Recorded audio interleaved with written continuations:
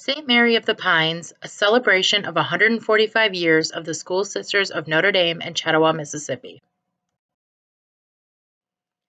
The School Sisters of Notre Dame currently living at St. Mary of the Pines in Chatawa, Mississippi are in the process of moving to their new home in Louisiana. When the final sister leaves in 2020, it will end 146 years of the SSND calling Chatawa their home. The following is a brief history of St. Mary of the Pines using documents, photos, chronicles, letters, and other materials housed at the School Sisters of Notre Dame North American Archives.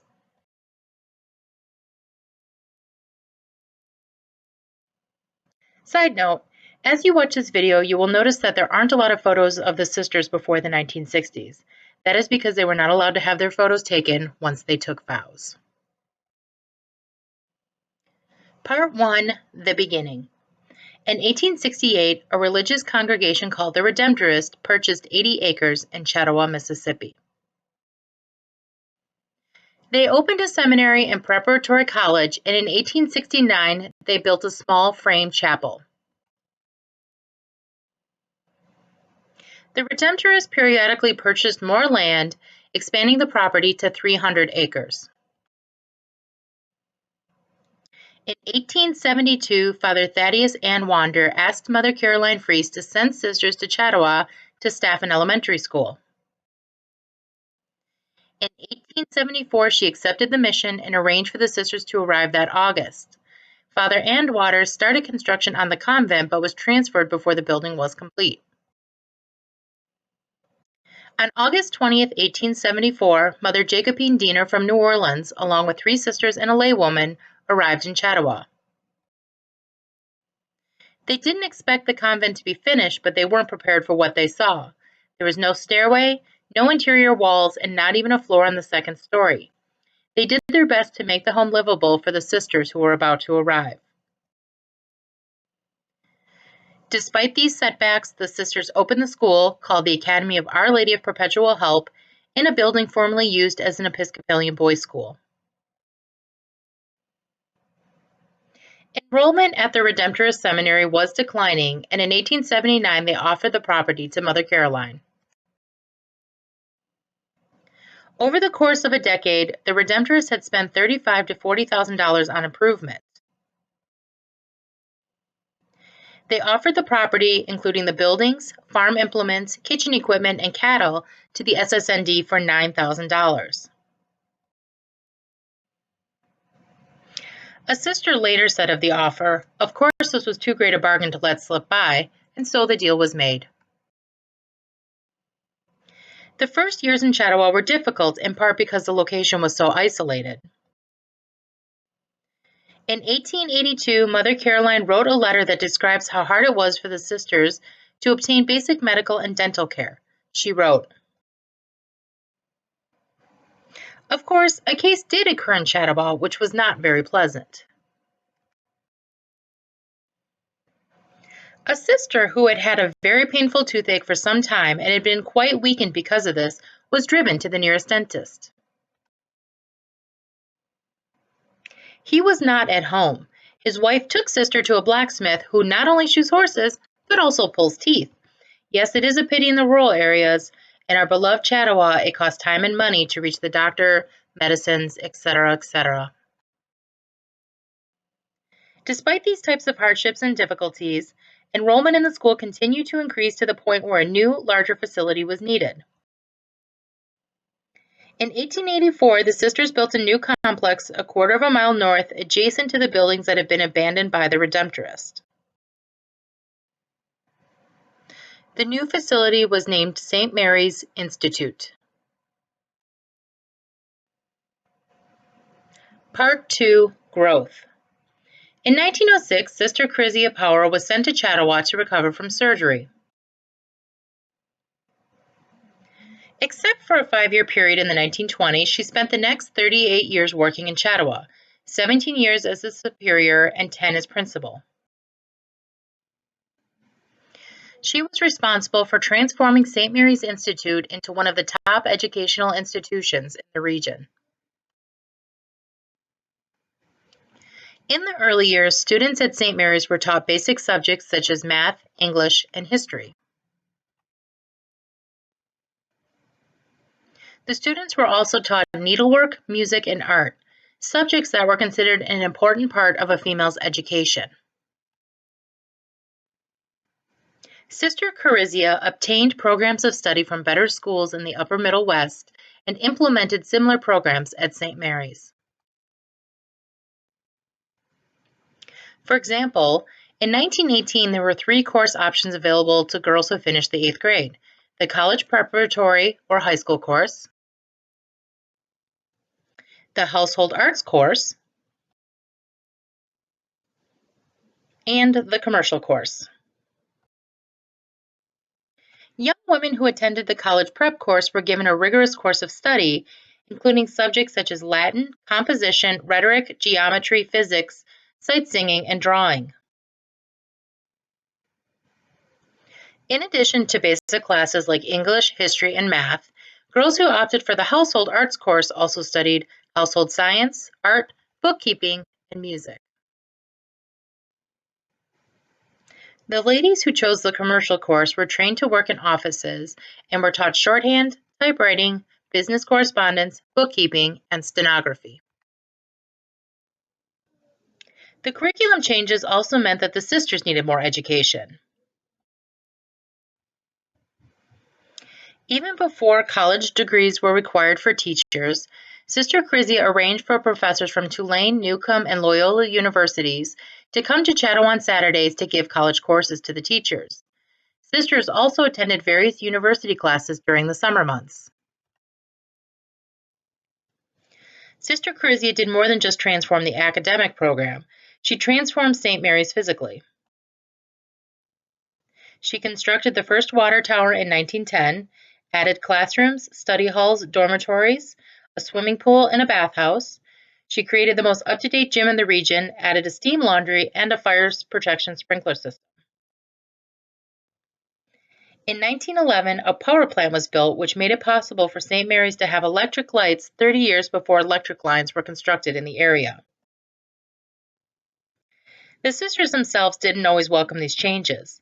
The following chronicle entry shows that Sister Charizia's modernizations weren't appreciated by everyone. The 1924 vacation was a rather strange one here in Chatawa. All teachers were attending the great seat of learning, the Loyola U in New Orleans.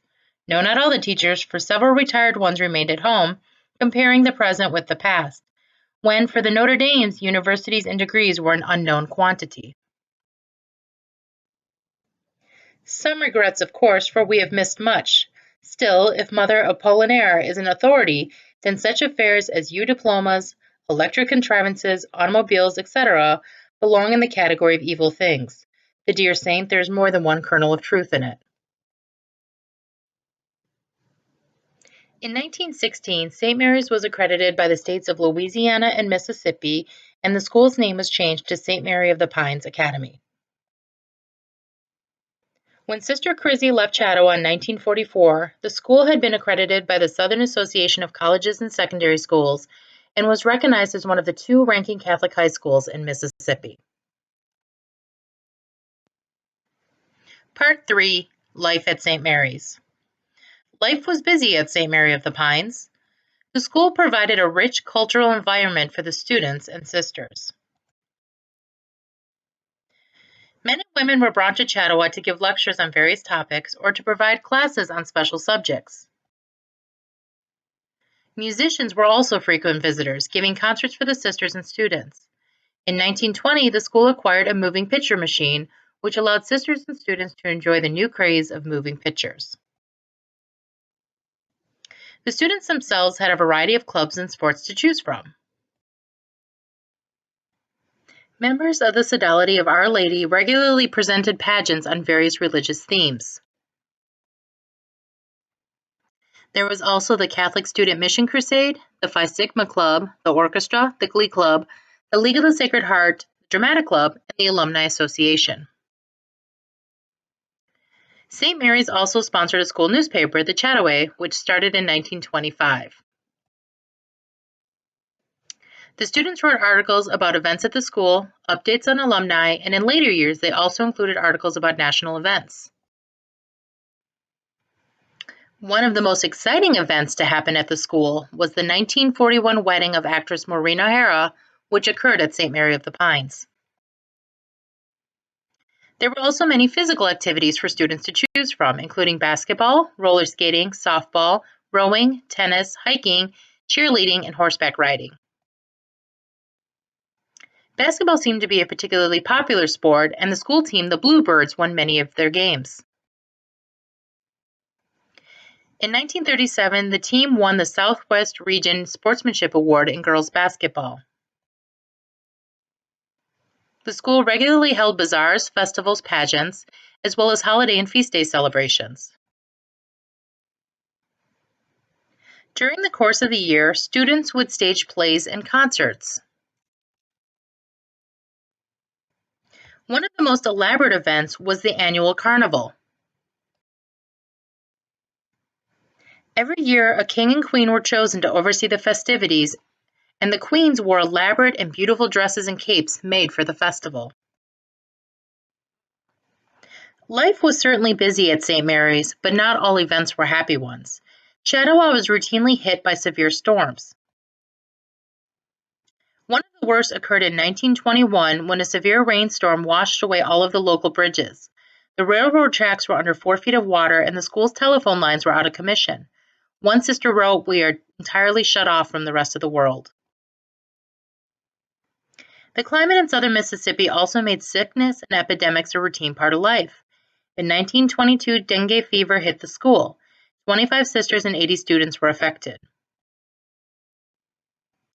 The sisters, in addition to taking care of students, were also responsible for taking care of each other through illnesses, injuries, and death. Reading through the Chronicles, it is beautiful to see the various ways that the sisters supported and helped each other. Of course, the sisters' biggest job was caring for the students, and this doesn't appear to have always been an easy task. A glimpse at the faculty meeting minutes shows just how hard it could be to keep the students in line. In 1947, the group decided on boundaries for the campus. They also came up with a creative means of punishing any student found outside those boundaries.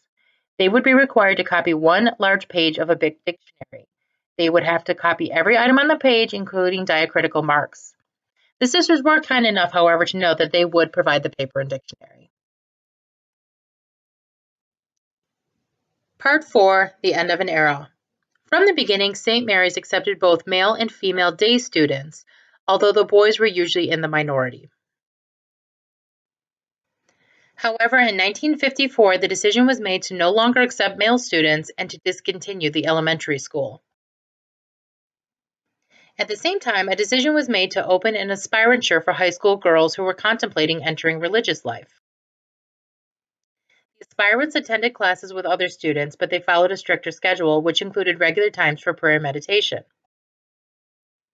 The school newspaper reported that the first aspirant class consisted of 22 wide-eyed girls from Texas, Louisiana, Mississippi, and Honduras, along with 5 old-timers who had spent the previous year at the St. Louis aspirantures. The aspirants started their morning with prayer, followed by 15 minutes of meditation on the life of Jesus or Mary. Holy Mass and breakfast prepared them for the regular school day. The afternoon and evening were filled with the rosary, lunch, study periods, and recreation. In 1962, the sisters at St. Mary's launched a new venture, a summer camp. To prepare, the sisters bought 3 horses and borrowed 6 ponies from a nearby farm. They also purchased 2 new boats, archery equipment, and craft materials. The camp was staffed by sisters and high school students who engaged the children in a variety of fun summer activities. The camp operated for 9 years. By the 1960s, the original buildings were showing their age, so the provincial leaders decided to build new facilities. In 1966, a 160-bed dormitory, which included new dining rooms, was completed. On March 9th, the girls moved their possessions to the new building. The sister who wrote the Chronicle highlighted one particular feature of the new dorm. What a change from the old weather-beaten general bathrooms and lavatories to the colorful, convenient private bathrooms between every two rooms. To have an entire locker to oneself seems incredible. The next few years were marked by a flurry of change and activity. Several of the old buildings were renovated and converted to new uses, while others were torn down. In 1969, an all-purpose recreation room was built adjacent to the dorms, and in 1971, the Arts and Science Building was completed. In 1974, St. Mary of the Pines celebrated its 100th anniversary with an outdoor mass. After mass, 400 guests remained for a luncheon and then spent the afternoon chatting or touring the campus while reminiscing about their time there. In February 1974, the students and staff at St. Mary's learned that the school would close after the following year. Juniors were invited to return for their senior year, and sophomores were given the opportunity to earn their junior credits during summer school so that they could return as seniors. On May 18, 1975, St. Mary of the Pines held its final graduation ceremony. The Chronicle provides a nice description of the event. It reads, "The weather was mild and beautiful, and a large crowd attended. Many former graduates came for the final graduation of the school. There was an air of sadness and some tears over the closing of the school. There were 33 graduates who received their diplomas. By 8 o'clock that evening, all visitors and all students departed for the last time from the last graduation."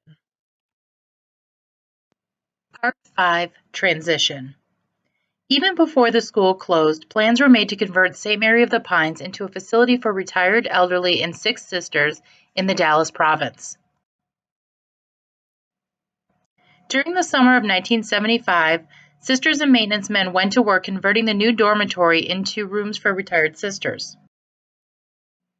In August, the first sisters living in Marrero, Louisiana, moved into their new home at St. Mary of the Pines. After the school closed, the character as well as the activity at St. Mary of the Pines changed. The sisters spent their time in prayer, hospitality, and artistic endeavors. Various programs were created to provide the sisters with creative outlets such as painting, sewing, needlework, and music programs. The sisters also enjoyed various activities such as the Senior Winter Olympics, craft fairs, and holiday celebrations. The sisters also practiced good old-fashioned Southern hospitality by welcoming various senior citizen groups from New Orleans and the surrounding area. Groups traveled to Chatawa to tour the campus, eat a home-cooked meal, and shop in the hobby and ceramic shops. In 1978, the old convent was converted into a retreat center, which hosted various ecumenical groups and renewal programs. In 1979, the Interprovincial Renewal Program was established in Chatawa. The purpose of the program was to serve sisters in the 8 provinces in the United States and Canada. Sisters in their middle years traveled to Chatawa to study and update their knowledge of theology, scripture, and social issues. The sisters in Chatawa may have been retired, but they continue to find ways to serve the local community and to provide support during national crises. For example, the former teachers use their skills to provide tutoring services to local students. Probably their biggest contribution occurred during Hurricane Katrina. St. Mary's was not spared from the effects of Katrina. Many trees were uprooted, several buildings damaged, and no electricity for several days. Thankfully, no one was injured. In the aftermath, the sisters welcomed evacuees and provided them with shelter and food. They also accepted a shipment of canned foods, which they shared with their employees, local families, and the food banks at Magnolia and Macomb. Members of the Dallas province, including the sisters in Chatawa, also raised money for those affected by the hurricane. In 2000, the sisters celebrated the 125th anniversary of St. Mary of the Pines, with various events held throughout the year. The celebration ended with a prayer service and reception attended by 200 people, including Sister Emmanuel Harper, RSM, the oldest living graduate at St. Mary of the Pines Academy, class of 1924. Most importantly, the sisters at St. Mary of the Pines created a community for themselves. They celebrate each other's jubilees, birthdays, and holidays, and care for each other when a sister is sick, injured, or dying.